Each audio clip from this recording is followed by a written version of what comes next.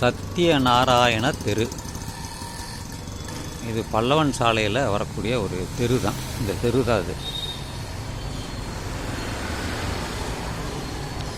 இது ஒரு பகுத்தறிவு பற்றி பேசலாம் அப்படின்னு நினச்சிக்கிட்டு இருந்தேன். ஒரு நண்பர் கால் பண்ணிட்டார். நம்ம கெனடி ஸ்கொயரில் இருக்கக்கூடிய நண்பர் தான். இப்போ அவர் கூட பேசினேன். அதை தொடர முடியல. இப்போ மறுபடியும் அதை நான் தொடரேன். நமக்கு எல்லாருக்கும் அறிவு, அறிவாளி என்று சொல்லுவோம். அறம், பொருள், இன்பம். அந்த அறம் என்பதே அறிவு தான். தர்மம் என்றும் சொல்லலாம். பகுத்து அறிவு, பகுத்தறிவு எல்லோரும் அது இதுவாக பகுத்தறிவு என்று சொல்ல போனால் அவர்கள் ஏதோ கடவுள் மறுப்பு என்று நினைக்கிறார்கள், நாத்திகம் என்று நினைக்கிறார்கள். பகுத்தறிவாளிகள் என்றால் அப்படி அல்ல. சாக்ரட்டிஸ் ஒரு பகுத்தறிவாளி. கேள்வி கேட்க வேண்டும். பகுத்தறிவுக்கு காரணமே பகுத்தறிவு என்பது பகுத்து அறிதல்.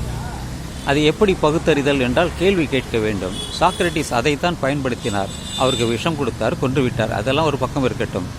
ஆனால் இந்த பகுத்து அறிவது என்பது நாம் அதை ஆராய்ந்து அறிந்து கொள்வது. எது சரி, எது தவறு, அதுக்கு ஏதாவது சான்று இருக்கிறதா, சான்று இல்லையா என்பதை ஆராய்வது தான். அதுக்கு நமக்கு எத்தனையோ நம்முடைய இலக்கணம் இருக்கிறது, இலக்கியம் இருக்கிறது, சங்ககால நூல்கள் இருக்கிறது, திருக்குறள் இருக்கிறது, ஔவையாருடைய பாடல்கள் எல்லாமே இருக்கிறது. ஆனால் இந்த பக்தி விளக்கத்தில் போகிடாதீர்கள். அது வேறு. அது எல்லாமே ஆன்மீகமானது. பொய்யாக கருதப்பட்டது. அத்தனையுமே பொய்யாக. ஆனால் திருக்குறளில் பொய் கிடையாது.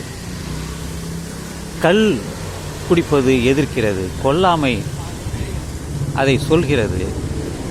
பகுத்தறிவு தான் அதிகமாக சொல்கிறது. அது பகுத்தறிவு என்ற பெயரில் வராது. அறியாமைக்கு எதிராக சொல்வது, அறியாமையை பற்றி சொல்வது, கொல்லாமை, கொலை, உள்ளாமை, அப்போ புலால் உண்ணாமை, இது எல்லாமே தர்ம செயல்கள் தான். எவன் ஒருவன் தர்மம் செய்கிறானோ அவன் கொலை செய்ய மாட்டான், எந்த உயிரையும் கொல்ல மாட்டான். அப்படி வந்தது தான் புத்த மதமும் சமண மதமும். திருக்குறள் பிற்காலத்தில் வந்தது தான் என்றாலும் அது அறம், பொருள், இன்பம் என்பதைத்தான் சொல்லுகிறது. அதனால் எதையும் நாம் பகுத்து ஆராய்ந்தால் அதனுடைய உண்மைத்தன்மை நமக்கு புரியும். அதுவரை நமக்கு புரியாது. எதையும் சொல்லலாம், எழுதலாம், பேசலாம், படிக்கலாம், தெரிந்து கொள்ளலாம். ஆனால் அதில் உண்மைத்தன்மை எது என்பதை நாம் ஆராய வேண்டும். பூதம் இருக்கிறது என்பார் சொல். 5 பூதங்கள் இருக்குது என்பார்கள். அதனுடைய பொருள் பலருக்கு தெரியாது. பூதம் என்றாலே ஏதோ பிசாசு, ஏதோ கண்ணுக்கு தெரியாதது இருக்குது என்று சொல்வார்கள். அறம் என்பது வீடு என்று ஒன்று இருக்கிறதாக சொல்வார்கள். எது வீடு? வீடு என்றால் மோட்சம் என்று சொல்வார்கள். வீடு பற்றி திருக்குறள் சொல்லவே இல்லை. அதனால்தான் எதையும் நாம் பகுத்து ஆராய வேண்டும். அது நாத்திகம் அல்ல. சயின்ஸ் இன்றைக்கி பார்த்தோம்னா சயின்ஸ் அதுக்கு எக்ஸ்பெரிமெண்ட் இருக்குது. அந்த எக்ஸ்பெரிமெண்ட் மூலம்தான் நம்ம எல்லாத்தையும் தெரிஞ்சுக்கிறோம், உறுதிப்படுத்தி கொள்கிறோம். இல்லை என்றால் நமக்கு தெரியாது. இதோ இந்த அகழ்வாராய்ச்சி செய்தார்கள், கரித்துண்டு கிடைத்தது. அதை ஆராய்ந்தார்கள். புளோரிடாவிற்கு எடுத்து சென்று அந்த கரித்துண்டு எப்பொழுது, எந்த காலம் என்று தெரிந்தார்கள். அந்த ஆஃப் லைஃப் பீரியட் என்று சொல்வார்கள். அதன் மூலம் அதை கண்டெடுத்தார்கள். அதுபோல் இரும்பு துண்டை எடுத்துக்கொண்டு போய் அங்கே ஆராய்ச்சி செய்தார்கள். அதனுடைய காலம் 5300 என்று சொன்னார்கள். இதையெல்லாம் நமக்கு பகுத்தறிவு மூலம்தான் தெரிந்து கொள்ள முடியும். ஒரு பக்கம் பகுத்தறிவு, இன்னொன்று கர்ம பகுப்பாய்வு.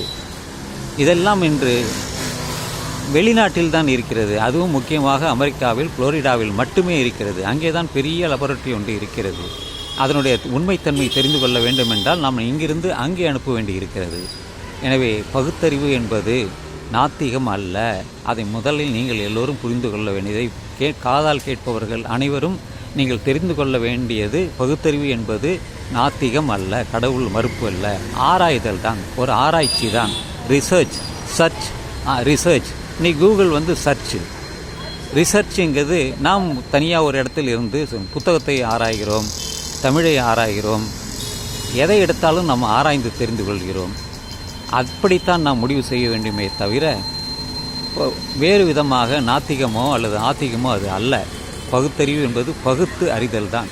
இதை புரிந்து கொண்டால் சரி, புரியவில்லை என்றால் திரும்பி திரும்பி படித்து தெரிந்து கொள்ளுங்கள் என்று சொல்லி இந்த பதிவை நான் நிறைவு செய்கிறேன்.